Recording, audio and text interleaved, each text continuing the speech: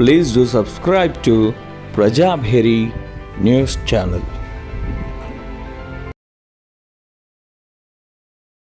ప్రధానంగా ఏమంటున్నారు అని అంటే కాంగ్రెస్ పార్టీ ఏ పథకాలు కూడా ప్రజల వద్దకు పోవట్లేదు అని విమర్శిస్తున్నారు.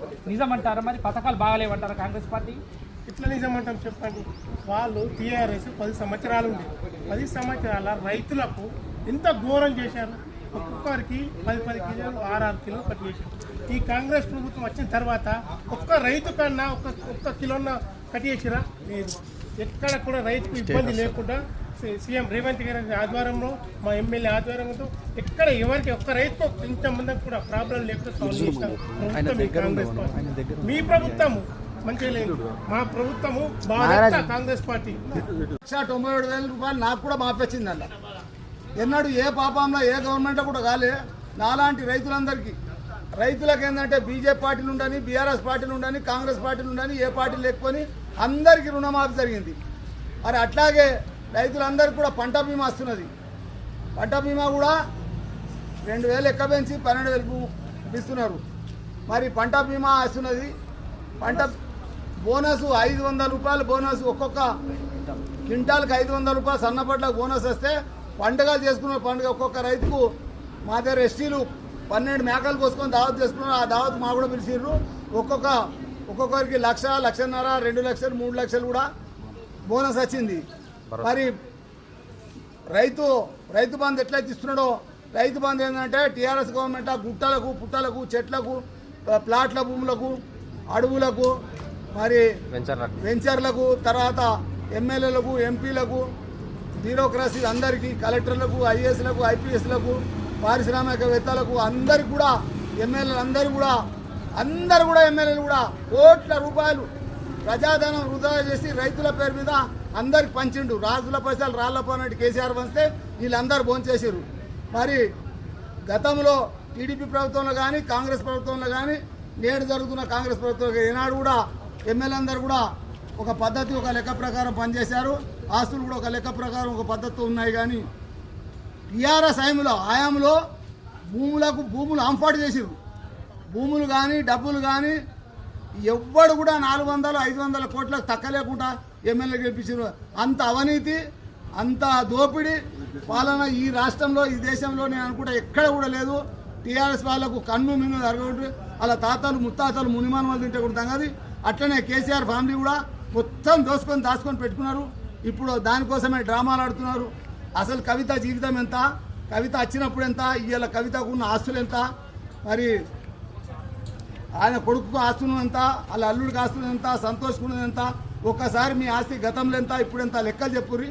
ప్రజలకు క్షమిస్తారు. కానీ దోపిడీ చేసి, ఉల్టా దౌర్జన్యం చేసి ఏం చేసింది కాంగ్రెస్ ప్రభుత్వం రైతులకు అంటే, రైతులకు అనేక రకాల లాభం చేస్తున్న ఫ్రీ కరెంట్ ఇచ్చింది గతంలో కాంగ్రెస్ ప్రభుత్వం, ఇప్పుడు ఇచ్చేది కాంగ్రెస్ ప్రభుత్వమే. ఇళ్లకు కూడా కరెంట్ ఇచ్చేది కూడా కాంగ్రెస్ ప్రభుత్వమే. కాంగ్రెస్ ప్రభుత్వం 200 యూనిట్ల దాకా ఫ్రీ ఇచ్చింది. ఆడవాళ్ళకు ఫ్రీ బస్ ఇచ్చింది. తర్వాత ఇప్పుడు 10 సంవత్సరాల ఒక్క ఇల్లు కట్టియలే కాంగ్రెస్ ప్రభుత్వంలో, మన బీఆర్ఎస్ ప్రభుత్వంలో. ఇవాళ ఊరికి ఇల్లు కట్టిస్తున్నాం. ఈ ఆనాడు ఇందిరమ్మ గవర్నమెంట్లో కట్టినామంటే ఇయ్యలా కట్టిస్తున్నాం. స్కూళ్ళు కట్టింది, ప్రాజెక్టులు కట్టింది, చెరువులు కట్టింది, కుంటలు కట్టింది, గొలుసు చెరువులు కట్టింది, పంచాయత్ బిల్డింగ్ కట్టింది, అన్నీ చేసింది. రోడ్లు వేసింది, కాలనీలు చేసింది. గిరిజనులకు, హరిజనులకు, బీసీలకు అందరికీ న్యాయం చేసిన పార్టీ కాంగ్రెస్ పార్టీ.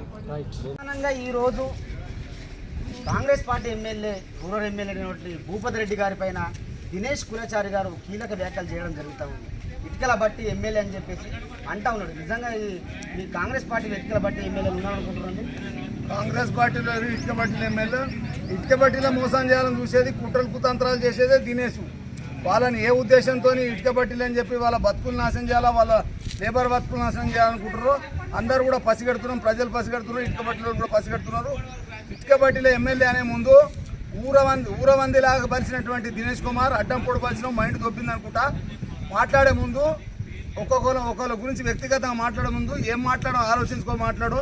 24,000 పైసలతో నీ మీద గెలిచినటువంటి ఎమ్మెల్యే గారి గురించి 50 కోట్ల అఫిడేవిట్ చూపినటువంటి గౌరవ ఎమ్మెల్యే భూపతి రెడ్డి గారి నుంచి, తెలంగాణ ఉద్యమంలో పనిచేసిన గౌరవ ఎమ్మెల్యే భూపతి రెడ్డి గారి నుంచి స్థాయిని మర్చిపోయి తప్పుడు మాటలు మాట్లాడి తప్పుడు కూతలు కూస్తున్నావు.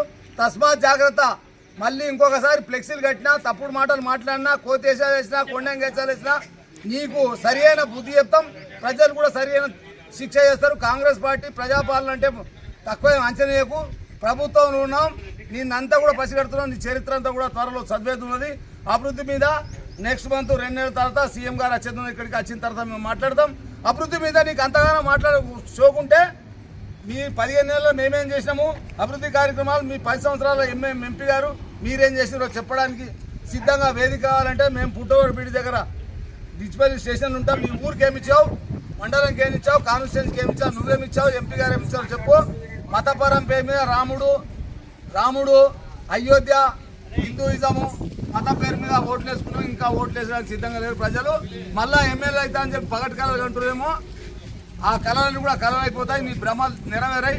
నీ ఆర్థిక పరిస్థితి మొత్తం కూసు. ఎన్నికల పీరియడ్లో 0 చూపించినాడు. నువ్వు ఇప్పుడు ఇంకెందుకు మాట్లాడుతున్నావు భయ్? హీరోలాగా 50 కోట్ల ఆస్తి చూపించాడు. మా ఎమ్మెల్యేకి ఏం కర్మ పట్టింది? డబ్బులు తీసుకోవాల్సిన నీకు కర్మ పట్టింది. నీకు డబ్బులు లేకుండా నడవదు. అక్కడిక్కడ చెప్పి డబ్బులు. అటు నువ్వు ఏ పార్టీలో ఉన్నా, అటు మండ వెంకటేశ్వర గారికి మోసం చేసావు, బాజిరెడ్డి గారికి మోసం చేసినావు, రేపు అరవింద్ గారికి కూడా మోసం చేస్తావు. ఏ పార్టీలో ఉన్నా నువ్వు మోసం చేయడమే నీ చరిత్ర. మోసాల పుట్టనే నీ కథ. దినేష్, అందరం కూడా అన్నీ గుర్తుపడుతున్నాం. తప్పకుండా మళ్ళీ ఇటుక పట్టిలో తోలేని చెప్పి ఎమ్మెల్యే భూపతి రెడ్డి గారికి ప్రజా జీవితంలో తన సంస్థను విడిచిపెట్టి, తన ఆరోగ్య వృత్తిని విడిచిపెట్టి, ధనాన్ని ద్రవ్యాన్ని నియంత్రించి ప్రజా జీవితంలో వచ్చాడు. ఆయన మీద లేనిపోని అవాకులు చవాకులు పేలితే నేను ఊరవంది దినేష్ అని పిలుచుడు పక్క. ప్రజలంతా కూడా యువకులంతా ఊరవంది దినేష్, ఊరవంది అధ్యక్షుడు ఊరవంది దినేష్ అని పిలుస్తాం. అది పిలిపించుకుంటావా? నువ్వు బంద్ చేసుకుంటావా? ప్రజా జీవితంలో ఒకరిని విమర్శించే ముందు మన స్థాయి ఏంది, మన మంచి ఏంది, మన చెడు ఏంది ఆలోచన చేసుకొని మాట్లాడు. ఆలోచన పోయినట్టున్నది. కావాలంటే నీకు మెంటల్ హాస్పిటల్ చెప్పమంటావా, లేకుంటే డాక్టర్ గారికి చెప్పి ఫ్రీ ట్రీట్మెంట్ ఇప్పియమంటావా, లేకుంటే నువ్వు తీసుకుంటా ట్రీట్మెంట్ తీసుకుంటా మాట్లాడు. ఇక్కడిదక్కడ అక్కడిక్కడ అబద్ధాలు మాట్లాడి కాలం గడిపి ప్రజలు మోసం చేసి మభ్యపెట్టి నువ్వు కాలం గడుపుతా అంటే అది కూడని పని. అది చరిత్రలో కూడా క్షమించని పని. త్వరలో నీ చరిత్రను కూడా మేము ఇప్పబోతున్నాం. తస్మాత్ జాగ్రత్త.